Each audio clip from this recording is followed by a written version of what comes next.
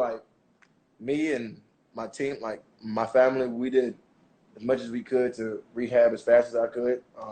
It was supposed to be like a 6 to 8 week injury, but I rehabbed in like 3.5. So I felt like I did everything I could, stay focused, get back on the court fast enough. But Yeah.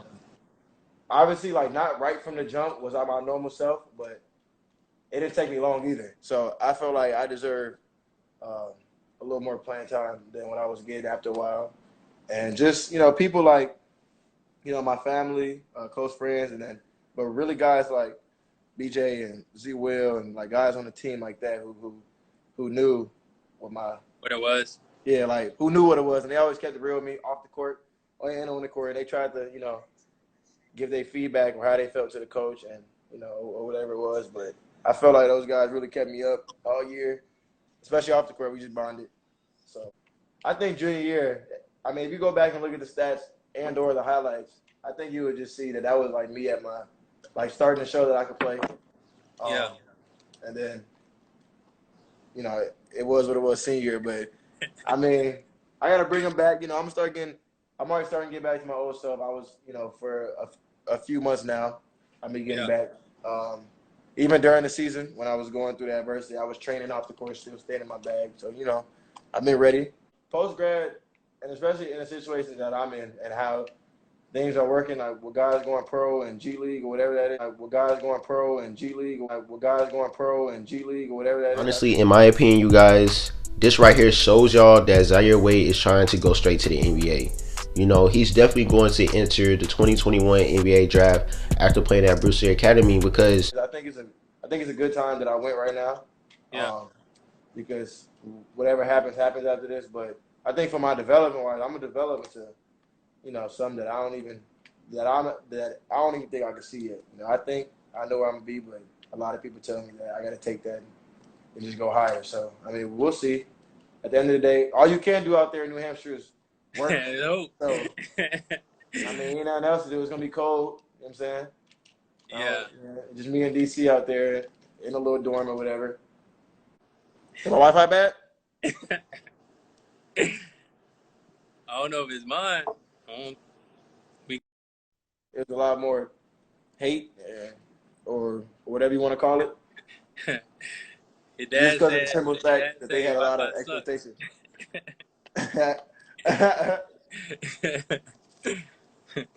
No cap. So I feel like a lot of people had expectations, and because of my playing time and the injury, I think that obviously I just couldn't. You know what I'm saying? Even when I got fully healed and I was ready to show, I couldn't really show. But so I just feel like a lot of people had, like he can't do it, or we told you so, you should have never did it. But I mean, look how preseason started off. I went up from 3 to 4 stars. My rankings jumped up. So, like, it started off exactly how, like, nobody was talking. You know what I'm saying? Like, nobody was talking nothing. You know what I'm saying? When I was doing that. But then when I got hurt, and then after, when they saw me not playing for a few games, they was like, oh, you know what I'm saying? But, I mean, it's all right. It's all a process, really. I mean, like, I've been talking to all the, hoopers and high school guys and all the OG guys, whatever it is, and they've all gave me my respect, my decision, and even before my decision next year, how I carry myself, and because they knew that it was probably tough knowing that I could play at that shit out there, but I couldn't. So I mean, I don't know. I felt like my biggest thing after a while, after I saw how it was gonna be, I think it was just about showing my character to coaches or to people just in general. Like, I'm not gonna act. I'm not gonna take it out on my teammates and not cheer for them, or just try to take it out on the coach. And I think I kept it respectful. My momentum the momentum really started my sophomore. I would say sophomore year, like the end of my sophomore summer, when my last game of the AAU circuit, I played with my AAU team, Wade Elite, and it was a really big game for me because I played with each one the whole summer, but I really didn't get a lot of shine because that's when I played with Vern and Trey and all those guys. So I played the last game with Wade Elite, and I had a good game, and I remember and it was against one of those teams. Like, it wasn't like we played any worse of a team. It was in the Fab 48. Yeah, like it was in the Fab 48 in the Vegas tournament. I had like 20-point or 50-point game, whatever it was, and I was just like, damn, if I can do this, But these guys out here, I think that just shows like how my environment, when I was over there with Wade Elite, my environment, it was just a lot of motivation and confidence. So I played with motivation and confidence, whether, this year I didn't have as much of that. Well, to start, they don't have nobody on the roster. So it would just be me and DC. So I think that that's a good thing that we could kind of work our way, kind of like team around us type vibe. And Yeah. it's not going to be like too much, but it's going to be exactly what I need to showcase my talent. And like we said, it ain't nothing better to do over there but get better. So I think that's just going to help me, get back to working out in the gym. And when I'm on my P's and Q's every day is when I'm at my best. Like when I'm working out with you every day or whatever it is, and I go play a game, like you'll see the transition from the workouts that week to the game, like a Heritage. You know what I'm saying? So, I mean, it's just time for me to show because really, besides preseason, nobody really saw me play a lot of minutes this year or full game, so they don't really know. So, I mean, that's fine. So I just got to show them again. I guess Yeah. they forgot about Heritage. But, I mean, he's like a, athletic 6'3". Well, we're both about the same height, but he's athletic, runs the wing. He's a ball handler, but he really likes to just get up the court, 1-2 dribble, dunk or explode cross real quick. I think I'm more of a playmaker, and the ball's more in my hands. So I think we'll like rub off each other nice, in a way. Yeah. For sure. No, yeah, Devin was getting off this year. Like, Yeah, he averaged 30. And I think that I think that on defense, I think like with my intensity, yeah, it's gonna like spark it with him because he's already a good defender. But if I can get that like just that extra niche out of him on defense, it's gonna turn into fast break dunk central. You know what I'm saying? So that's gonna be. You know what I'm saying? Because he got a 40, I got a 40, so it's whatever. Oh, the 40 Throw it back? up. The 40 yeah, back? no, it's back. Oh, man. Man, I gotta listen. It's been 2 weeks since I seen you, or however long it's been. There's been a lot going on. I was blessed to have an offer from all those schools, but I just felt like, I feel like my path or, is different and that there's more out there for me. Yeah.